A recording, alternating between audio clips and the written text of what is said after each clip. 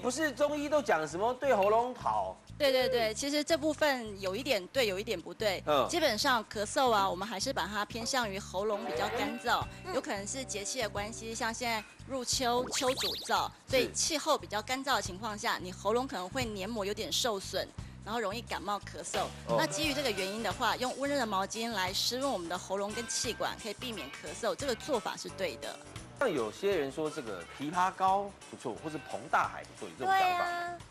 其实咳嗽它有分症型，如果是属于热症的，比方说刚刚讲肺热的咳嗽，你吃枇杷膏，它会稍微清凉我们的火气。会稍微有帮助，但是这只限于那种没有意义的咳嗽，不能是病理性的。有可能是肺气上逆，或者是喉咙轻微干燥引起的。那如果是胃酸过多，或者是鼻子过敏、耳朵对的疾病引起的咳嗽，这就不适用的。好，那我先讲杏仁好了。其实杏仁哈，在中药里面就是入药，它的确是止肺、平喘，然后化痰的一个药材，而且它是属苦温的药材。